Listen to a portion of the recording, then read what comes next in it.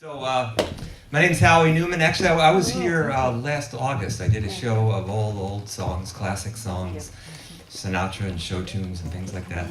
And I'm going to do something completely different today. This is a musical baseball show. I'm going to be doing baseball songs, most of which I've written. And we're going to do some trivia. And I'm going to tell some stories about my days as a sports writer and a baseball fanatic. And we'll do a few other things too. And this can be as interactive as you want it to be. So if you have any questions or comments or whatever, feel free to interrupt me, preferably not during a song, but any other time, feel free to just, say what's on your mind. Let me tell you a little bit about my background. I sort of, through my career, I've sort of specialized in employment that doesn't pay a lot of money. So I've been a musician, I've worked for nonprofits and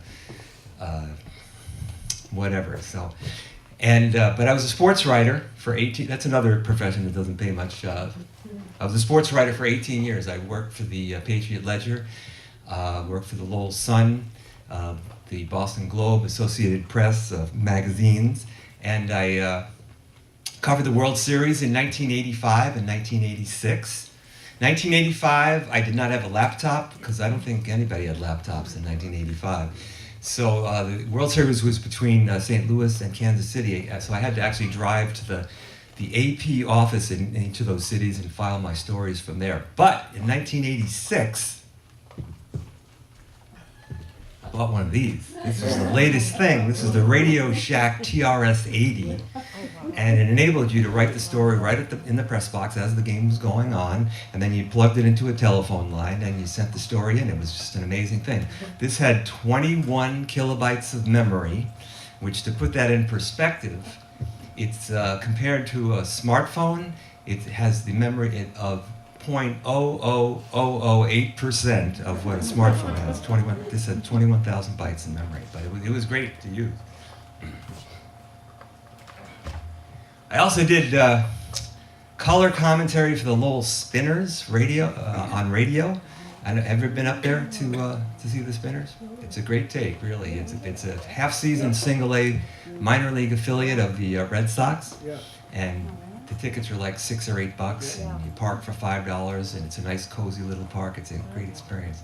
So I did color commentary on the radio for 3 years, and not that easy, because you don't get that much information to work with, It's like they don't have this big PR department for a single-A minor league team. So it would not be unusual for a player to come into the game and nobody knew who he was. So you'd have to run over from the radio booth into the press box and try to track down someone from the other team and find out who it was. And they might not even know either, but it was kind of a challenge. It was cool. And I've been a huge baseball fan my whole life, pretty much. And I've been to 91 major and minor league ballparks. I have a list over there, and I'm going to add 3 more to that total. I'm going to hit the West Coast next month, and that'll be fun. And I've a couple of baseball CDs.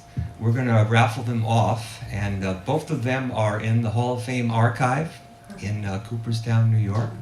So that's pretty cool. So if you haven't filled out a raffle ticket, it's a free raffle.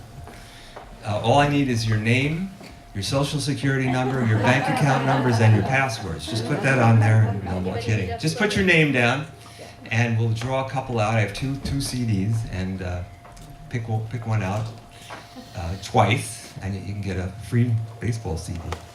And if you're not lucky enough to win, they're only $5. You can buy one afterwards. So how many of you guys are like diehard baseball fans? All right, and how many of you are just kind of casual fans? And how many of you are just here for the free food? All right. Anyway, I'll be explaining things, but hopefully we'll be doing some songs about things that you understand. So. The first song I'm going to do is about Johnny Damon. Remember Johnny Damon? Yeah. How could we forget, He's very instrumental in helping the Red Sox break the curse, right? I mean, he was a very exciting player. He could run, he could field, he could hit for power. he'd run through the wall for. He couldn't throw much, but he had a lot of big hits in that postseason of 2004. You know, he had a grand slam against the Yankees in the 7th game of the league championship series. Following year, he hit .316, career high. They made the playoffs again. They didn't win it, but they had a good season. And became a free agent over the winter. And then he did the unthinkable, which was to sign with the Yankees. So, wrote a song about it. And people thought it was kind of amusing back then, you know. And then it got a little dated, you know, so I stopped playing it. But now it's retro, it's nostalgic, so make it a comeback. Why did you go, Johnny Damon? Why did you take the cash and run? Do you think in New York City you'll be having this much fun? They cut your hair and shave your beard, you smiled and you said thanks. We don't love you anymore, 'cause now you're with the Yanks. Perhaps they didn't tell you, perhaps you did not know. Left center field's 450 plus, how you gonna make that throw? There's lots more ground to cover, you're getting slower every year. And I bet by mid-July you wish that you were here. Why did you go, Johnny Damon? Why did you take the cash and run? Do you think in New York City you'll be having this much fun? They cut your hair and shaved your beard, you smiled and just said thanks. We don't love you anymore, 'cause now you're with the Yanks. Now George, you don't like losing, so you best be on your guard. 'Cause if you don't hit 300, life will never be so hard. And if you don't make the playoffs and win a couple rounds, the fans will cuss and swear at you and run you out of town. Why did you go, Johnny Damon? Why did you take the cash and run? Do you think in New York City you'll be having this much fun? They cut your hair and shaved your beard, you smiled and just said thanks. We don't love you anymore, 'cause now you're with the Yanks.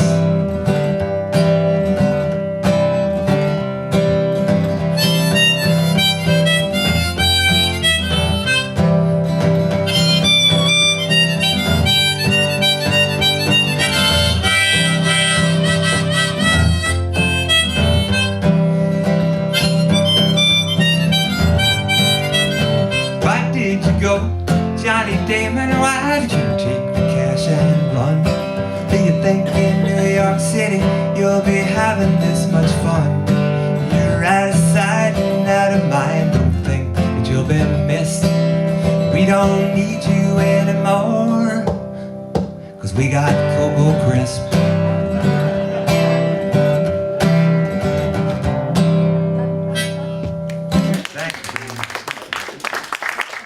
Cocoa Crisp was the guy who took over for Johnny Damon in center field. But the Red Sox, they had this hotshot in the minor leagues named Jacoby Ellsbury. And within a couple of years, he was the regular center fielder. So I rewrote the last chorus to reflect that bit of information. And then Ellsbury signed with the Yankees, too. I said, no. All right, we're going to do our first trivia question. This is my favorite trivia question, because it harkens back to a different era, you know? So, who holds the Major League pitching record for the most strikeouts in one game? Anybody? What was that? That's almost right, but it's not quite right. But it's a good guess. Bob Gibson. It's not Bob Gibson, although he did strike out 17 in a World Series game. Anybody? I don't expect anybody to get this. It's just kind of a fun. No, actually, nobody has. I've done about 30 of these shows so far. But all right. Well, if you answered Roger Clemens, Randy Johnson, or Kerry Wood, they hold the record for a 9-inning game. So that's why that was a good guess. Each of them struck out 20 batters in a 9-inning game, and actually Roger Clemens did it twice. He's the only player to do it twice. But Tom Chaney, who was a pitcher for the Washington Senators, struck out 21 batters in a 16-inning game, complete game, 2-1 victory over the Baltimore Orioles in 1962. And that was back in the days when, you didn't pitch like 6 innings and then, hand the ball off to the bullpen. He threw 228 pitches in that game.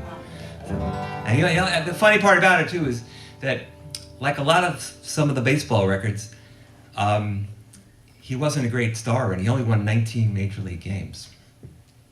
But on that one night, he was the all-time strikeout king. So, but that's why Roger Clemens was a good guess, because most people don't think about anybody pitching more than 9 or 10 innings in a game.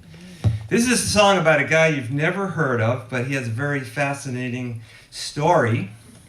His name is Mike Hessman, and he holds the record for the most home runs hit in the minor leagues, which is kind of a double-edged sword. He spent 20 years in the minors. He had 433 home runs, which is the record, but never really achieved his goal of becoming a regular major leaguer. And actually, I did catch up to Mike last year. I saw a little story about him in Sports Illustrated. I thought it was kind of interesting, so I did some research. I wrote the song, and then I sent it to him. And he's a minor league hitting coach now. He retired after the 2015 season. And so he was coaching a Double-A team, the Erie Seawolves, and they were playing up in Portland, Maine. So I drove up there and chatted with him for a little bit and got him to autograph the lyrics of the song. And he was very nice. I mean, he has no bitter feelings about being stuck in the minors all those years. He just really enjoyed playing and has no regrets whatsoever. So this is called this is not on one of my baseball CDs, by the way, because it's my most recent baseball song, but this is called The Ballad of Mike Hessman.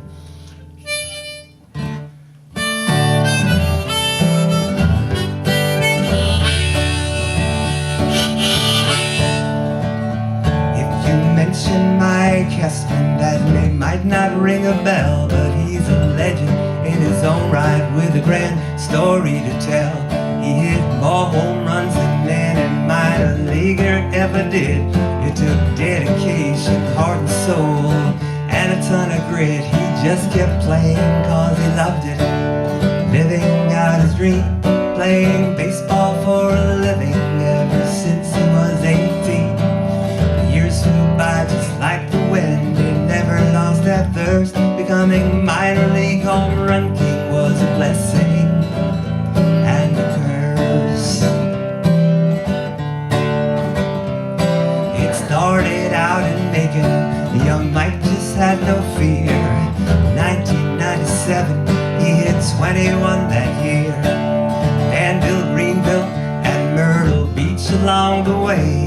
The homers kept a-coming on the road to Triple-A. He just kept playing cause he loved it, living out his dream, playing baseball for a living ever since he was 18. The years flew by just like the wind. He never lost that thirst. Becoming minor league home run king was a blessing and a curse.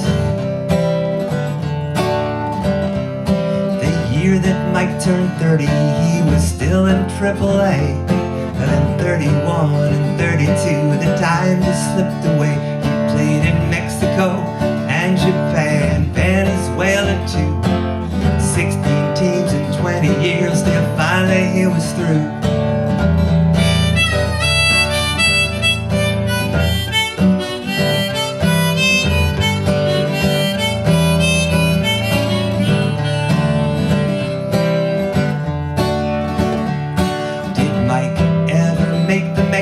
The answer is yes. He had cups of coffee with the Braves, the Tigers, and the Mets. 14 big league homers, 5 seasons in the show. With a bit of luck, he might have stuck. I guess we'll never know. He just kept playing cause he loved it, living out his dream, playing baseball for a living ever since he was 18. Years flew by just like the wind. He never lost that thirst. Becoming minor league home run king was a blessing and a curse.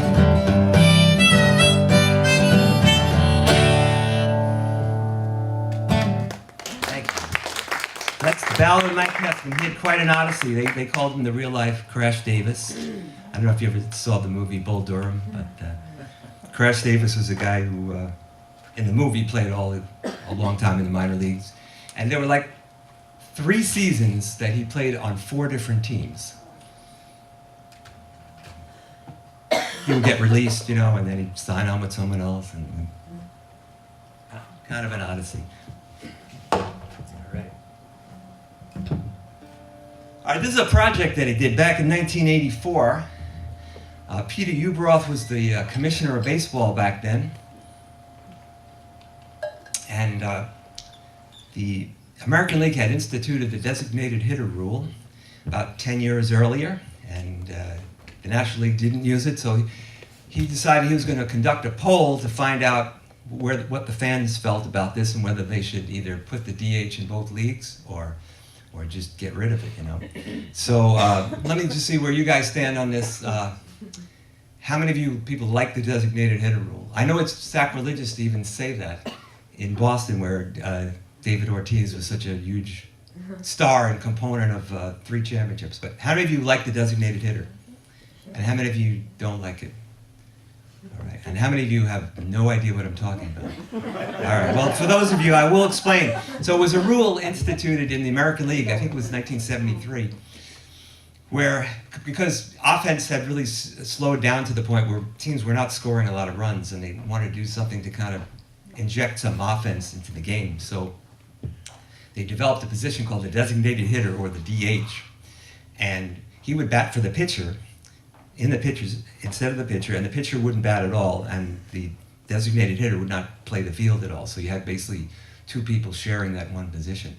So it does add extra offense to the game. It enables players like David Ortiz and Albert Pujols and those kind of people to extend their careers, but it does fundamentally change the whole strategy of the game. You don't have to worry about when your pitcher's coming up. You don't have to worry about who's on the bench to pinch hit. It really takes a lot of strategy and interest. And also there are a lot of good hitting pitchers out there too, and they can really help themselves. Remember Rick Porcello last year had a bases loaded double at Philadelphia. He helped himself win a game.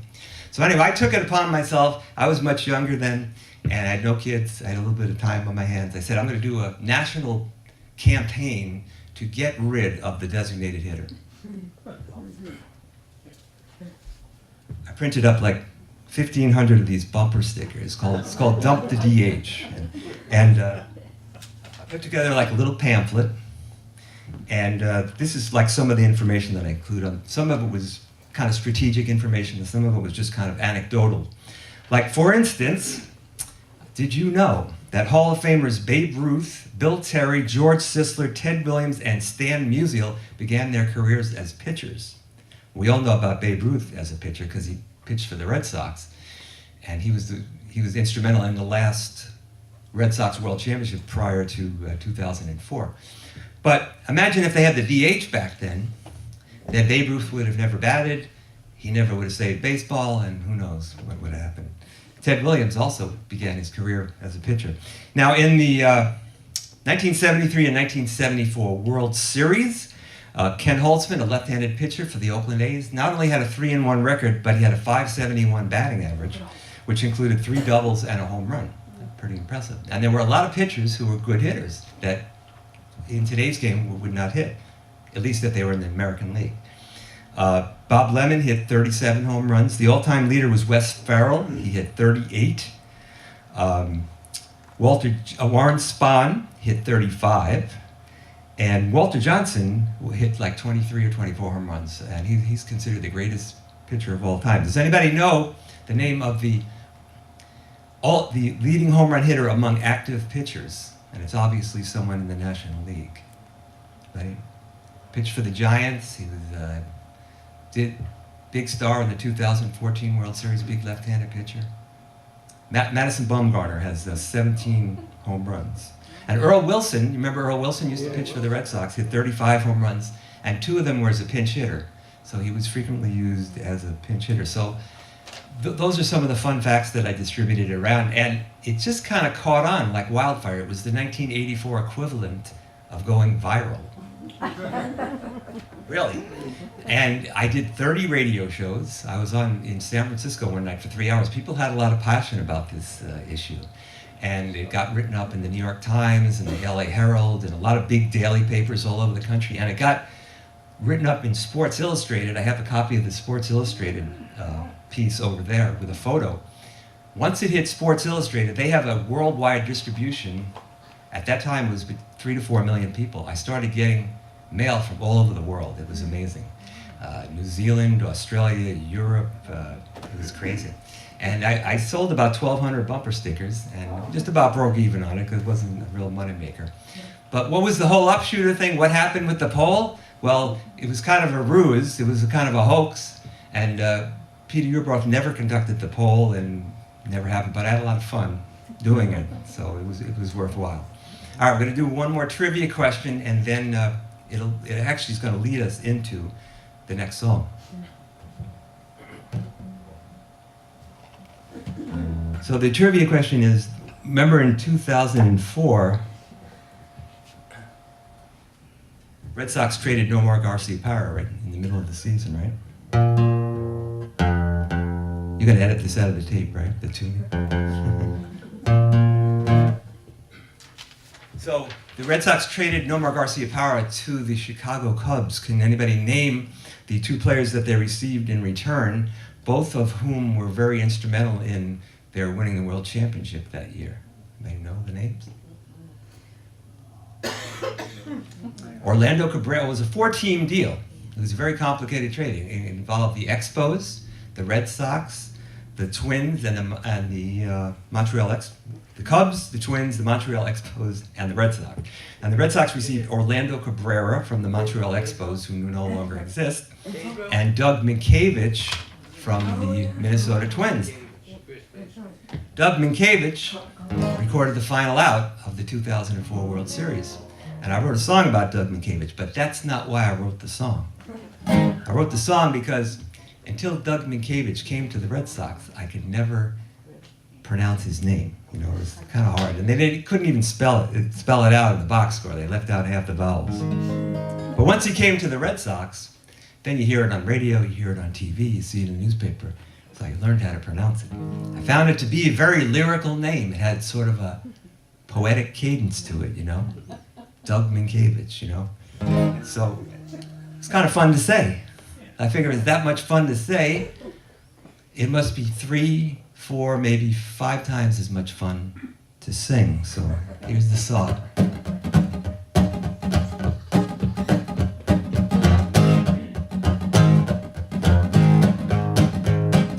Doug Minkiewicz, he's my favorite player. Doug Minkiewicz, he's the man, he's the man. Doug Minkiewicz, I just love to say it. Doug Minkiewicz, he's the man, he's the man. When he was a twin, it didn't mean a thing. Then he joined the Sox. Doug Minkiewicz really rocked. Doug Minkiewicz, he's my favorite player. Doug Minkiewicz, he's the man, he's the man. He's kind to his mother and a former gold lover. Doug may not make the Hall of Fame, but he's got 12 letters in his name. Doug Minkiewicz, I can't even spell it. Doug Minkiewicz, but I sure do like to yell it. Doug Minkiewicz, he's my favorite player. Doug Minkiewicz, he's the man, he's the man.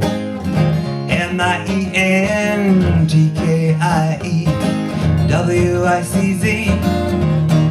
I think that's right. Doug Minkiewicz, he's my favorite player. Doug Minkiewicz, he just took that ball and ran. Doug Minkiewicz, I just love to say it.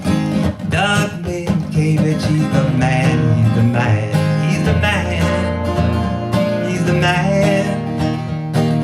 Doug Minkiewicz, he's the man.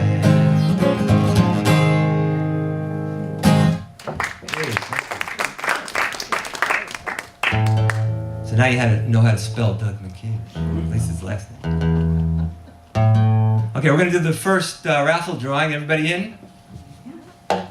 For a baseball CD. and then I'm going to do a song from that CD. This is the first baseball record I ever did, back in 1979.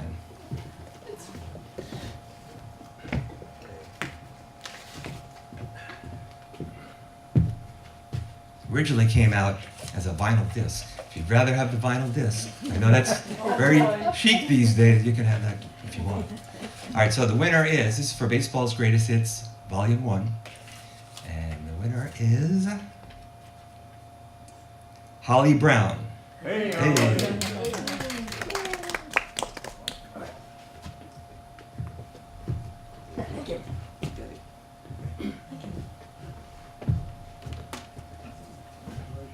All right, we'll do another trivia question. See if you guys can at least get one today. This is okay, so how many 200 hit seasons did Ted Williams have in his career?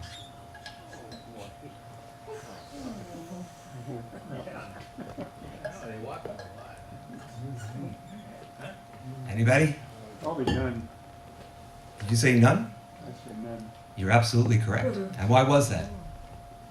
They walked them all. He walked a lot. That's right. He walked a tremendous amount. He averaged 147 walks per 162 games of his career. He holds the record for the highest on-base percentage of all time. And he had 190 or more walks twice in his career. And the year that he hit 406, was the last player to hit 400, he had 185 hits and 147 walks. So, there you go. Okay. All right, so I told you all about the Dump the DH campaign, and it was a lot of fun, and I sold a lot of bumper stickers. And so the following year, I figured, well, let's strike while the iron is hot, you know? And so I decided to do a campaign to get rid of artificial turf, because I figured, well, you know, people are kind of divided about the designated hitter, but nobody liked the artificial turf because the balls would bounce, take crazy bounces, and shoot through the infield and everything. Now, before I go any further, artificial turf, it's an interesting story about how it actually came into existence, because people just didn't decide all of a sudden, well, it's better to have fake grass than real grass. The way it happened was in 1962, the National League expanded. They added two new teams, the New York Mets and the Houston Colt 45s, who later changed their name to the Astros because it was a copyright infringement. I'm sure the NRA had something to do with that. Anyway, and so Houston had a team in 1962. I don't know if you've ever been to Houston or not. Anybody ever been to Houston? All right, it's hot all the time. So they played all their games at night, which was kind of unheard of in the 60s. Saturday, Sunday, everything. And but they had a long-range plan, which was they were building this stadium with a dome on it called the Astrodome. And it was going to be air-conditioned, and it was going to be real comfortable for everybody, and the games would never get rained out. They opened the Astrodome in 1965. And they had some problems early on because the roof was made of these panes of glass, and when you looked up, you couldn't track the ball. The outfielders and the infielders couldn't catch fly balls. So guys were hitting like routine pop-ups and getting doubles and triples because nobody could see the ball against the dome. So they painted the roof white, painted the panels white, and everybody could see the ball just fine, but the grass died because no sunlight came in. So by the end of the year, they were playing on dirt and brown grass that was painted green. It was terrible. So over the winter, they had to come up with some kind of solution, and they put together the idea of having artificial grass, and that worked just fine indoors, but it was kind of an abomination to look at, and changed the game. So I figured, let's get rid of, this is no longer 1965, this was like the mid-80s, 20 years later. New technology, learn how to grow grass indoors, how to make turf more durable so that it can compete with artificial turf. So this campaign was called Pull Out the Rug. And I did a lot of research, and I talked to agronomists, which I didn't even know what they were before I started. Those are people who deal with turf and plant life. did a lot of research on this. This is more of a pragmatic thing rather than a philosophical thing. I put together this brochure, and it did okay, but it didn't quite have the impact of the Dump the DH. I don't know. So, I did sell some bumper stickers, and I did some radio, and I got it written up, but I still have like several hundred bumper stickers left if you want one. And didn't quite have the impact. But here we are in 2019, and all but 2 of the ballparks have natural grass now. So perhaps I had some impact on it, I don't know. But about 7 or 8 years prior to doing this campaign, I had written a song about artificial turf. And I'd like to do it for you right now. This is the 70s, so all these songwriters were writing protest songs. And this is my protest song.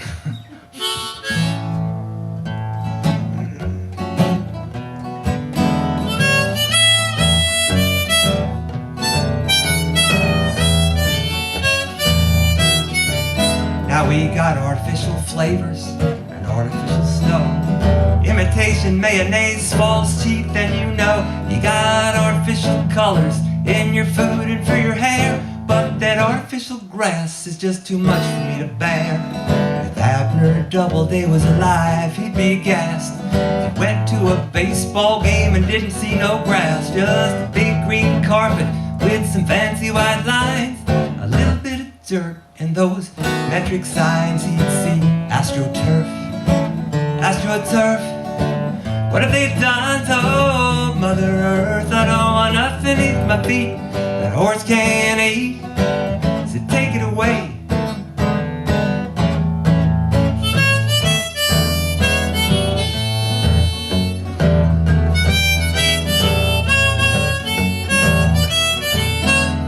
It all began in Houston where they played the game indoors. They built the big dome stadium, but one of its flaws was the grass just wouldn't grow where the sun refused to shine. So they ripped it out and put in the artificial kind. They put in AstroTurf, AstroTurf. What have they done to Mother Earth? I don't want nothing beneath my feet that a horse can't eat, so take it away.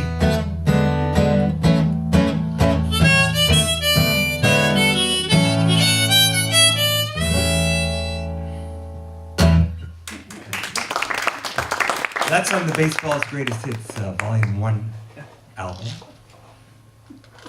I thought I would do like a non-baseball song for the casual and non-baseball fans here. So I'm going to do, anybody like Johnny Cash? Oh, yeah. All right. So I was going to do it anyway. I just thought I'd be polite and ask, This is a song Johnny wrote for his first wife, Vivian. In this song, he proclaims he's going to walk the line, he's going to walk the straight and narrow, he's always going to be true to her. And if you know anything about Johnny Cash, you know that that's not what happened in real life. He met June Carter one night when he was out on the road, and that was the end of walking the line. But not the end of the song.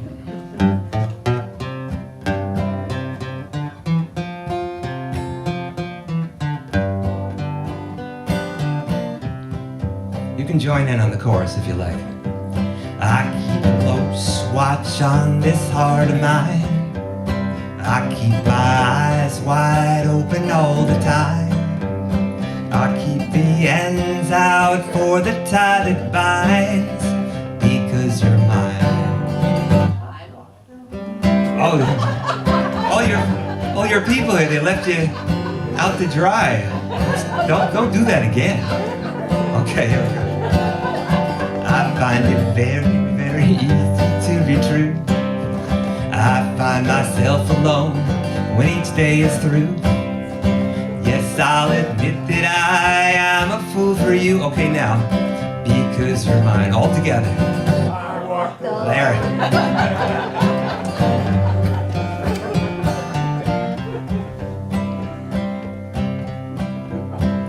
Just as night is dark and day is light, I keep you on my mind both day and night.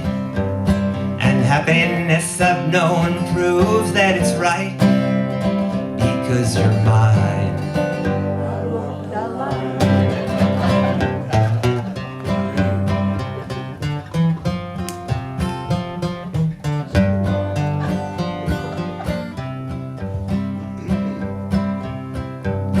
You got a way to keep me by your side. You give me cause for love that I can't hide. For you I know I'd even try to turn the tide, because you're mine. I walk the line.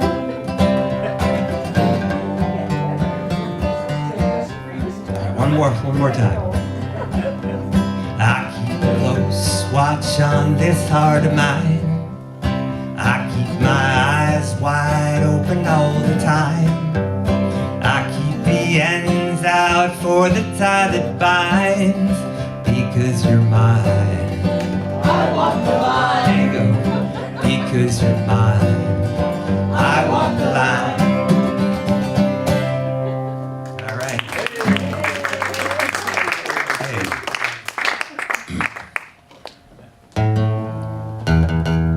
So up until 2004, every Red Sox season, or not every Red Sox, but many Red Sox seasons were ended in very disappointing fashion. I wrote this song about the 1978 season. 1978, the Red Sox had like a 14.5 game lead on the Yankees. And by the time the season was over, they were tied with the Yankees. The Yankees made up a lot of ground. Had a 1-game tiebreaker as part of the regular season. And remember what happened with that? Bucky Dent hit the home run off of Mike Torres. He was cruising along in the 7th inning, leading to 2-0. And Bucky Dent only had 5 home runs the whole season. Hit a 3-run homer and wound up 5-4 Yankees at the end of the game. It was a great game. I was able to get a ticket to go. Which means that I personally witnessed the 2 most disappointing moments of Red Sox history, because I was there in 1986 as well. I was covering the 86 series, and that was when the ball rolled through Bill Buckner's legs. I remember that moment very vividly. I tell you, I was writing down every pitch. It was 10 pitches. It was a 10-pitch at bat to Mookie Wilson, not Mookie Betts. And on the 10th one, he rolled it to first base, and the winning run scored right through his legs. Yeah. Wasn't his fault. So it was kind of disappointing. So it kind of inspired this song, the 1978 season, not the 86. And it was also inspired by my mom, who was a big Brooklyn Dodgers fan. And the Dodgers had great teams in the 40s and 50s, but they could never beat the Yankees in the World Series. They did one time in 1955, and every other time they lost. So the battle cry out of Brooklyn every year was "Wait till next year," and that's the name of the song.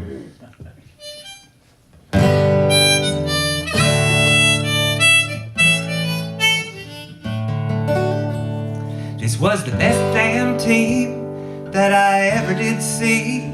It had strength up the middle, it had power and speed. Most of the season they could do no wrong, but when October rolled around, it was the same old song. Wait until next year. Wait until next year. Exactly what went wrong is all too clear. So near and so far, close but no cigar. It's a long, long way till opening day, and the winter's getting near. Have another beer, wait until next year. We all thought it was a piece of cake, that 12-game lead at the All-Star break, but the pitching was lousy and the hitting got worse, and the next thing I knew we were out of first. Wait until next year. Wait until next year. It's a long, long way till opening day, and the winter's getting near. Have another beer, wait till next year.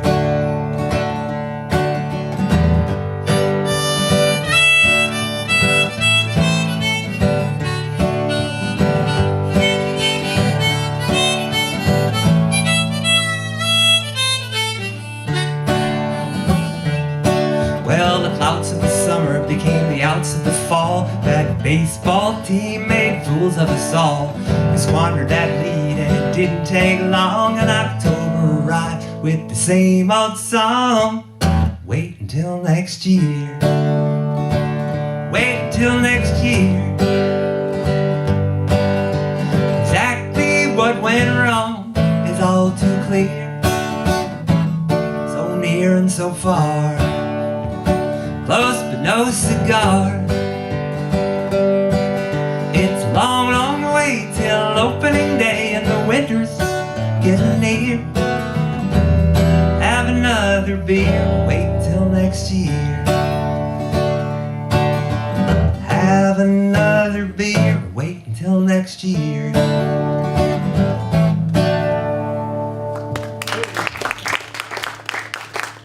So Doris Kearns Goodwin actually wrote a book called Wait Till Next Year. She grew up in Brooklyn rooting for the Dodgers. So I sent her a copy of the song, and I got a very nice note. So that was kind of cool. All right, we're going to raffle off the second baseball CD.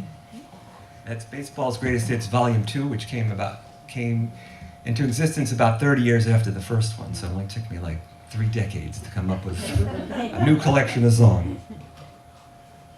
I have the bowl right here. This is for Baseball's Greatest Hits Volume 2, and the winner is Norm. Is Norm here? No? In the other room. Is in the other room, and he's Accepting on behalf of Norm is his wife Sally. okay. Well, I'll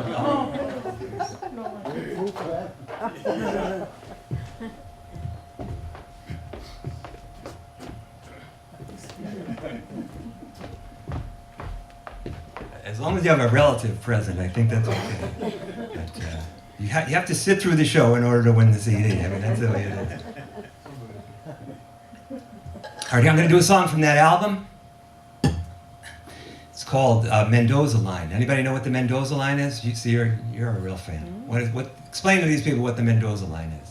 If you can hit above 200 at batting average, you have reached the Mendoza line. That's right, you've crossed the Mendoza Line, right? So it stands for 200 batting average. It was inspired by Mario Mendoza, who was the prototypical slick fielding, weak hitting shortstop. He managed to stay in the major leagues for 9 seasons, based solely on his fielding ability. And he became infamous one day when George Brett, you've heard of George Brett, right?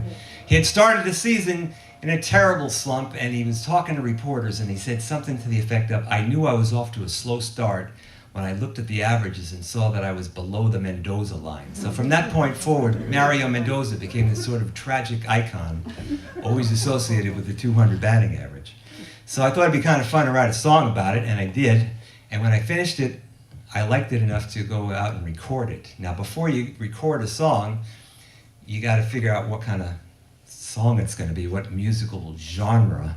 So, to my ear, Mendoza Line sounds like something from the Wild Wild West, you know? So we did like a country and western version, put together this great country band in the studio, and it really came out good. And so I invited the guys down here today to play it with me, and don't get me started. They're not here, so I've got the next best thing for you. It's the karaoke version of the song. There's a little sing-along part in it for you, so I need a couple of seconds here to just get it cranked up, because I can't hire a tech or anything, you know. This will only take a little while.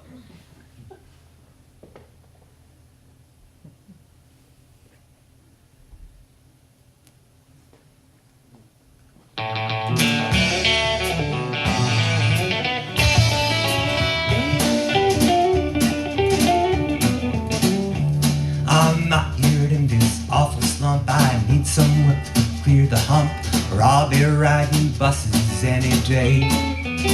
I need a hit so bad that I could cry. The worse I do, the harder I try. That 90 feet looks like a mile away.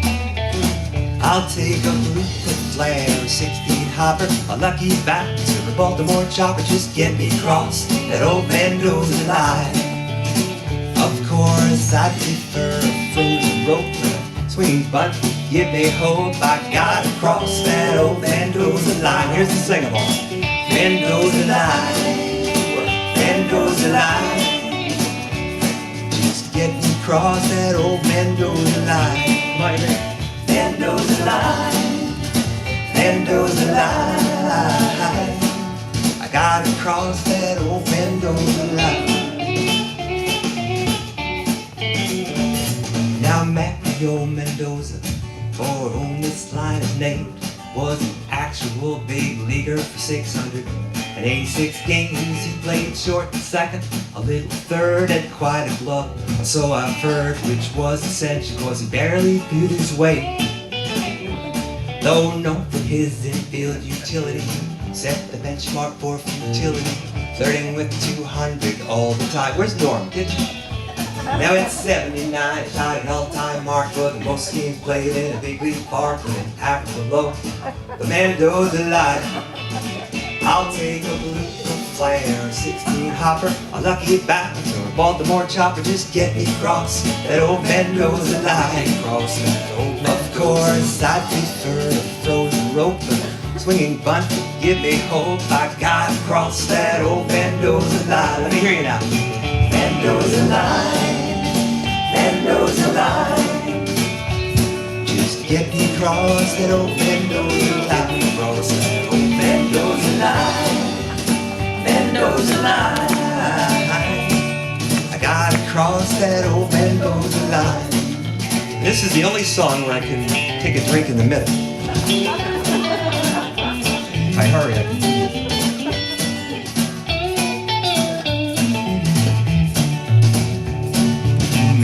Playoffs only once, and here's his stats. 3 games played and 1 hit in 5 total at-bats. Do the math correctly, you will surely find it's right smack dab on that Mendoza line.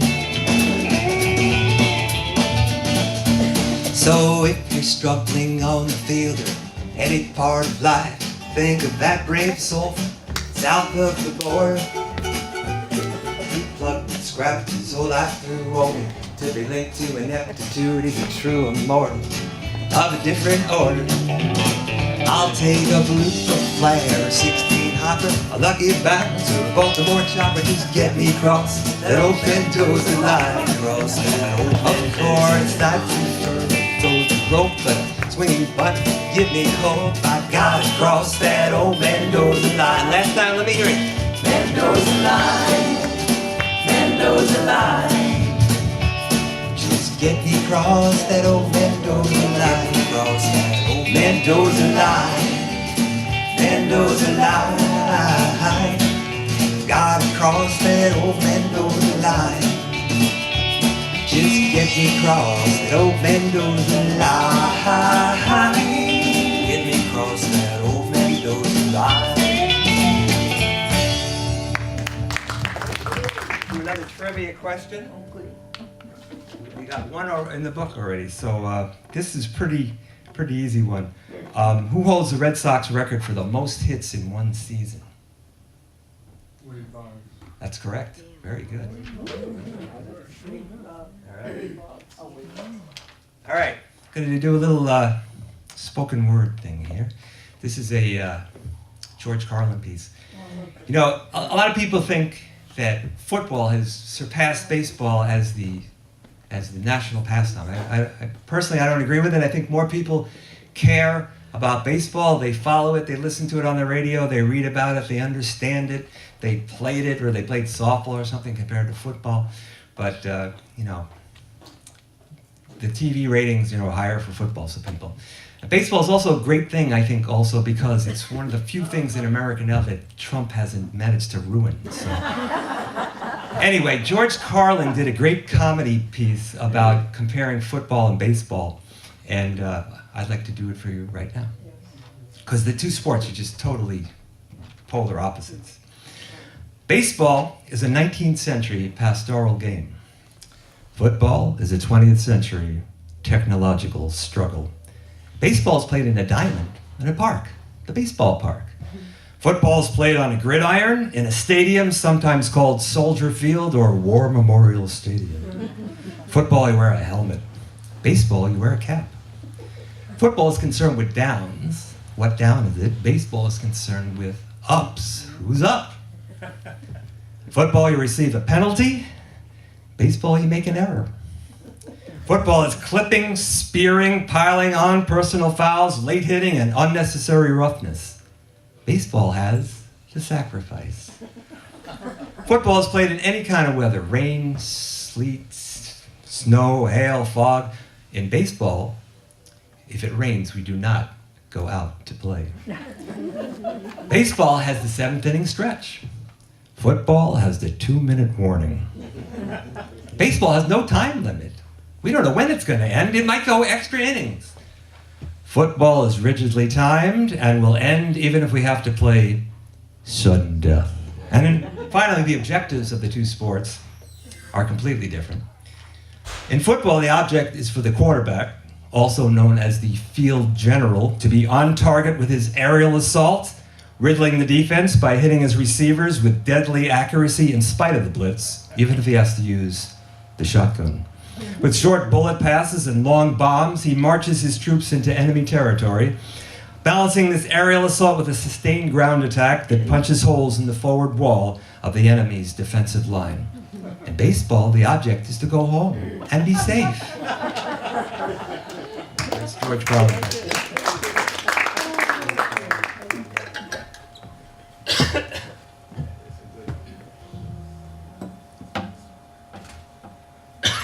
Got a couple more songs for you.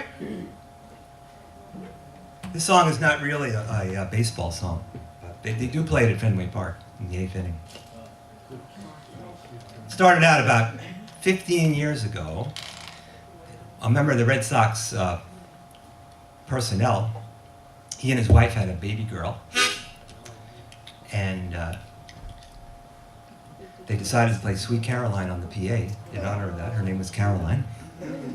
And people sang along. They had a good time with it, you know, so.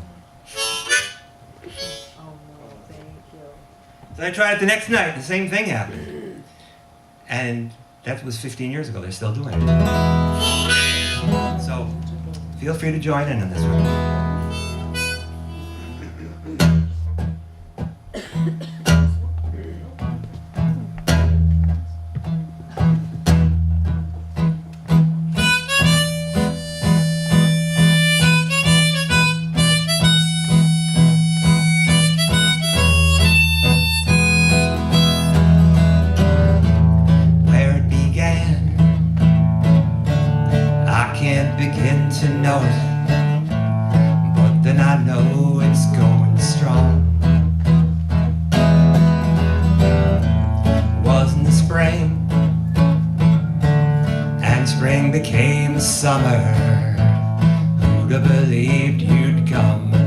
Okay, get your hands up now, come on. Come on, get them up.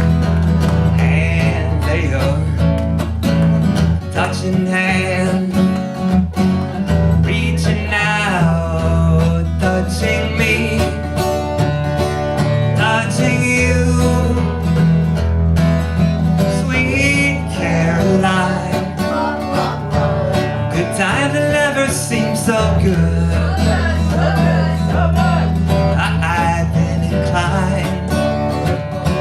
To believe they never would, but now I look at the night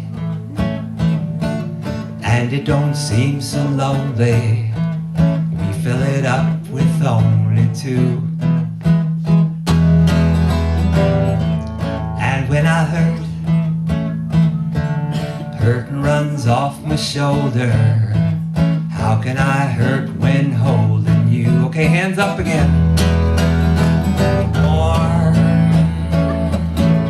touching and warm, reaching out, touching me, touching you.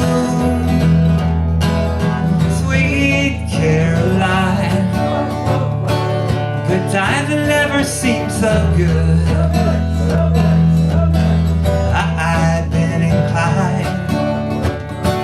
To believe they never would.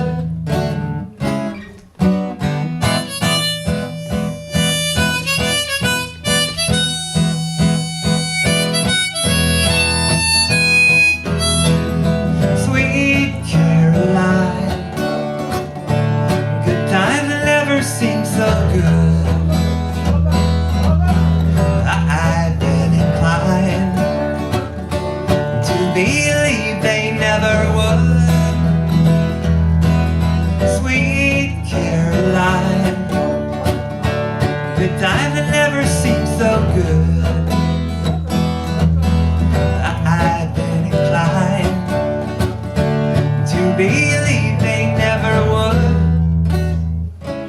All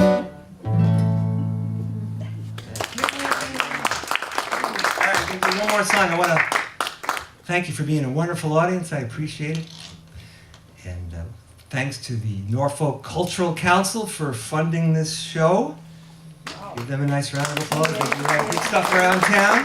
And also the Senior Center for hosting it. Yeah. My name's Howie Newman. My website's howienewman.com. I do, in case you didn't get a chance to check it out, I have some personal baseball memorabilia, including a ball that I caught. I actually caught it in, I have to admit, I caught it in the press box and it rolled around a little bit before I actually did catch one in the stands a long time ago. But anyway, and I have some stories that were written, and the Dump the DH bumper sticker actually is in the Baseball Hall of Fame Museum itself with my name prominently displayed there. So that's kind of cool. I have a picture of that.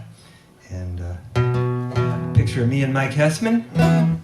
So we should all sing this song together.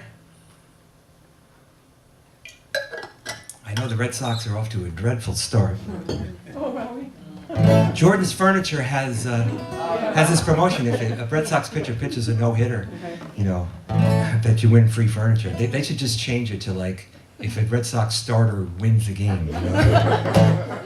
Anyway, Albert von Tinsler and Jack Norworth wrote this song in 1908. Neither of them had ever been to a baseball game prior to writing the song, so and they didn't go to a game till like 20 years later, so apparently they were not terribly convinced about the subject matter, but that's neither here nor there. Here we go.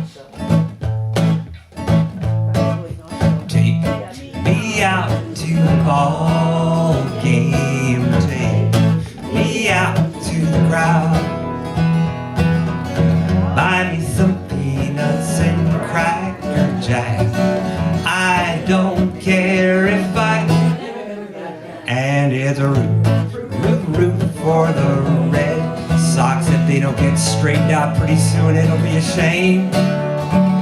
And it's 1, 2, 3 strikes, you're out at the old ball game.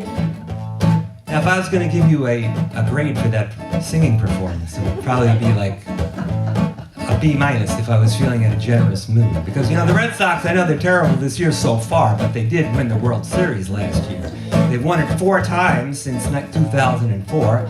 They won a team record 108 games last year, and they demolished everybody in the playoffs. So let's try it one more time. A little more enthusiasm, a little more passion, okay? Here we go. Take me out, that's much better. Ball game. Take me out to the crowd, buy me some peanuts and Cracker Jack. I don't care if and it's a root for the Red Sox. If they don't win, it's a shame. Big finish now, here we go.